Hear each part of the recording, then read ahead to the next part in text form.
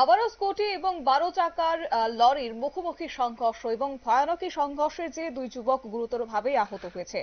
ঘটনাটি অবশ্য ঘটেছে বুধবার রাত 8টা নাগাদই কমলপুর থানার এরারপাড় 208 নম্বর জাতীয় সড়কে।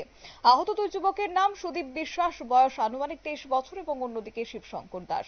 তাদের বাড়ি আমবাসা এলাকায়। জানা যায় সুদীপ বিশ্বাস ও শিবশঙ্কর দাস দুজন মিলে TR04D7469 নম্বরের স্কুটি নিয়ে কমলপুরের হারের খোলা তার পিসির বাড়িতে এসে বেড়াতে এসেছিল এবং সেখান থেকে রাত 8টা নাগাদ আমবাসার উদ্দেশ্যে রওনা হয়। 208 নম্বর জাতীয় সড়কে এরারপাড় এসে NL01AH622 নম্বরের 12 চাকার লরির সাথে মুখোমুখি সংঘর্ষ হয়ে রাস্তায় ছিটকে পড়ে।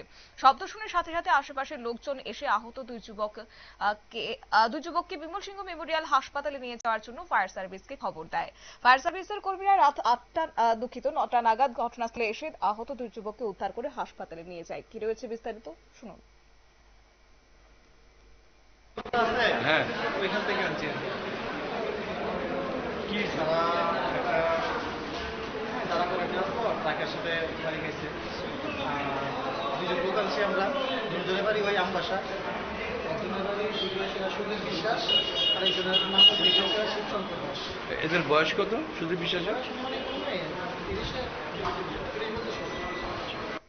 আধা ঘন্টা আগে এরার পরে পাশাপাশি জায়গাতে একটা ট্রাকের সঙ্গে একটা স্কুটির সংঘর্ষ হয় এবং সেখানে আমবাসার দুইটি ছেলে, একটা শিবশঙ্কর দাস আর একটা সুদীপ বিশ্বাস, 21 এবং 23 বছর বয়সী। তারা খুব ইনজিওর্ড হয়, সিরিয়াস ইনজিওর্ড।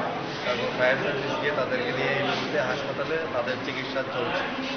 আমি আশা রাখছি সবার মাধ্যমে আমাদের পরিবারের কাছে খবর যাবে এবং যারা বন্ধুবান্ধব আছেন সবাই একটু চেষ্টা করবেন। রেফার হয়েছে এবং ওখানকার যে ভাইস চেয়ারম্যান।